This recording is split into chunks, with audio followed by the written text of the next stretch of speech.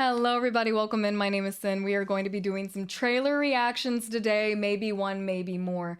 The Sony Showcase happened while I was at work today, and I was keeping track of the names and the titles that were coming out.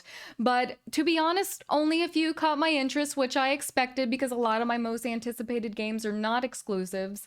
But my friends have been texting me all day about the particular titles that they saw in the showcase that they think would pique my interest.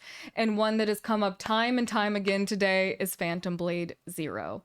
And now everyone keeps telling me I need to check out Phantom Blade Zero because I've heard that it looks quite similar and it looks like it would have a similar aesthetic to one of my favorite games, which is Sekiro. I played it for the first time in the past year and I fell absolutely in love with Sekiro. I loved the battle mechanic with my entire heart and soul. The parries were just so good. The fighting was rhythmic. It was fluid. I loved all the bosses. I loved the enemies. I loved the world building. The story was fun. The abilities were fun.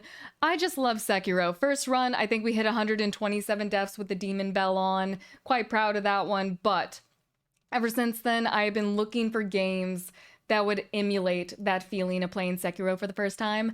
And I've also had my eye on Black Myth Wukong, but it was not shown today. I do not think it's an exclusive.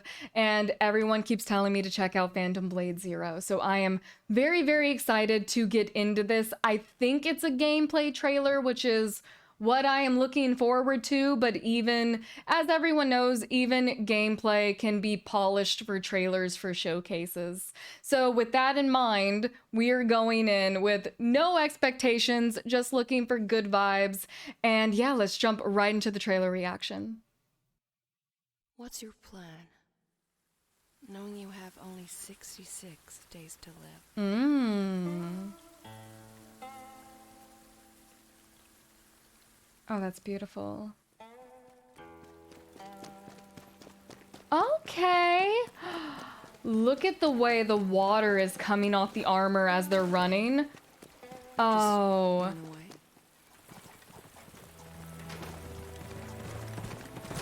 That armor is so pretty. Cracking porcelain doll? Any difference at the end of the day?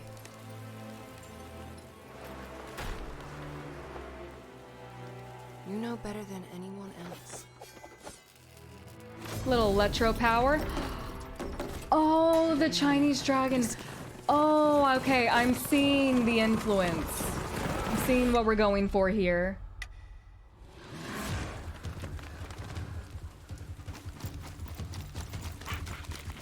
Everyone wears a mask. You too. This is a real face. Oh, I love that sequence. What secret did you sell him? The mask change with the vocal pitch change.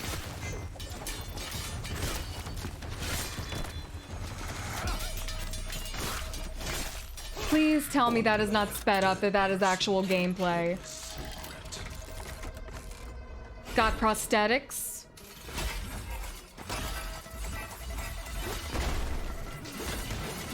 Okay, use the environment to hide. A little wall run action. Going where? This damn place. You're suicidal. Assassination, classic. One last toast. And we're Cannon arm.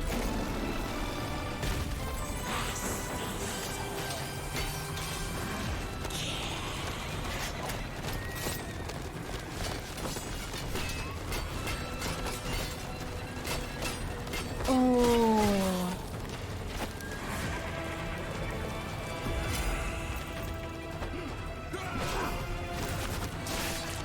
Oh, it's so fluid and quick. It's almost so quick I don't know if this is like a parry mechanic. Dual wielding.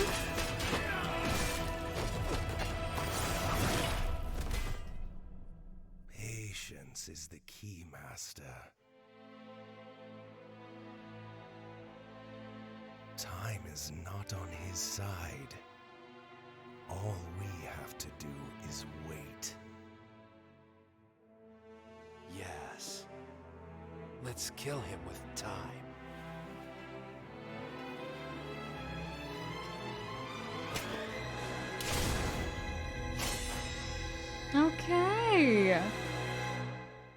What's your plan? Knowing you have only 66 days to live. Get my heart back. That is an interesting note to leave off of. And what I am loving about this is not only does it look amazing, it is giving me nothing, okay? We know we have 66 days to live. Our character is looking to get his heart back, and that can either be theoretical, like it looks like from right here, we have a destroyed home, perhaps what is a grave, a child's rocking horse. So maybe his family was killed and maybe the child was taken, or he's literally looking for a piece of himself that was stolen. And given that there are obviously some supernatural elements to this with all of the enemies who are lacking a face or look monstrous in some way, maybe this character is actually physically looking for his heart or the essence of himself. Either way, we have nothing. And that is one of my favorite things that I've seen so far. Too many trailers just give away the plot, whereas this, a lot is left up to interpretation, especially with the way the dialogue is given. What secret did you give him? Dead men can't tell no secrets. It's so interesting to look at. And a couple of things, I love the visuals. I love the Chinese-inspired visuals. This is absolutely gorgeous. That is going to be an insane boss fight. There's a lot of enemies that I'm seeing who are lacking a face in some way. And then this guy. This one with the switching mask really caught my interest. Everyone wears a mask. You too. This is a real face. I think that's my favorite part of the trailer. We've gotten a couple of looks in this trailer alone of what some of our bosses will be, whether we see ourselves actually squaring up with them or if it's just a visual of them. And some of those visuals could just be NPCs. But I like this one the most with the mask switch and then the tonal switch. It could be very theater inspired because a lot with traditional theater, many different masks were worn and the type of character you were playing was dictated by the type of mask you were wearing. So I do like that there's like a personality switch when the mask rotates. We have the one with the prosthetics. And now this, the blade is obviously important. It is bright red. Oh, this fighting is so fluid and beautiful, but it moves so quickly that I'm not fully convinced it is a parry mechanic like Sekiro. This is too quick. At least it feels too quick right now. It might be different when the controller's in your hands. But man, it is quick, it is brutal, it is fluid. I really hope that those connections are actual parries that you as the player have to time. We have using the environment. Oh, it is just so good to look at. And once again, we're given a peek at like different characters here. We have the one with the gun arm who seems to be a drunkard of some type. This guy is just having a good time. I love the axe attached to the chain. Oh, it's so good. Oh, and the mask guy's lackeys are wearing his different masks. Oh, so maybe there's a situation in that boss fight of trying to find the real masked enemy. It looks good.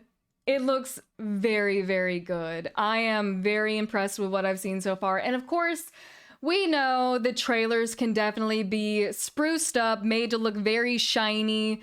And then the actual gameplay is a little bit dimmer. It's not as polished, but I just love the way it looks. Even if it doesn't turn out is like sparkly and shiny is what I'm seeing right here.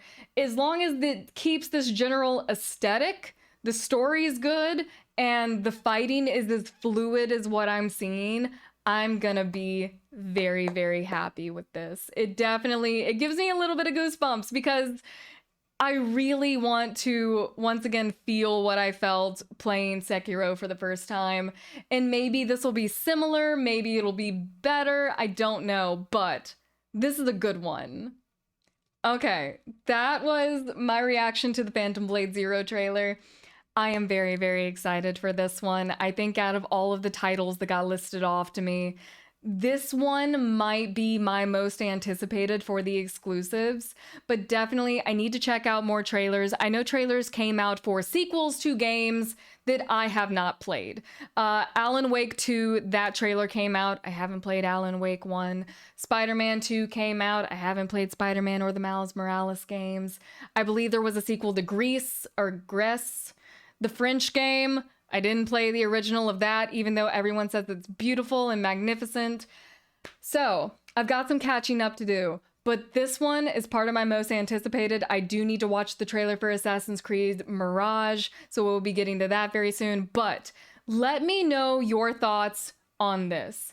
Does it spark your interest as well? Do you think it's going to be like Sekiro? Do you think that the speed and fluidity of the combat is actually from a parry mechanic or maybe a guarding mechanic? I'm very interested. I'm very interested. So thank you guys so much for watching. I hope you'll join me again, and I'll be seeing you guys very soon. Bye now.